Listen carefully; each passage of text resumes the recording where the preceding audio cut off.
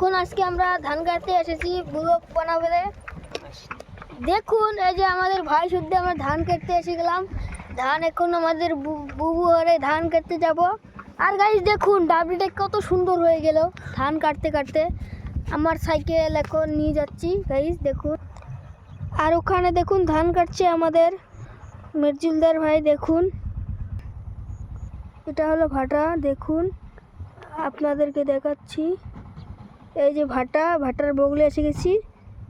আর দেখুন আমরা কাছে নিয়ে বেরিয়ে গেলাম সকাল সকাল ধান কাটতে। আমার ভাই দেখুন কত দূর গিয়ে গেছে।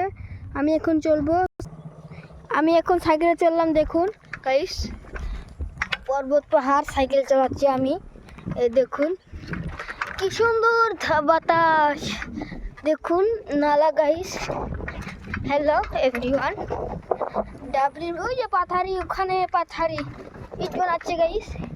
আমি সাইকেল চালাচ্ছি, জিসিবি ওই ওখানে জিসিবি।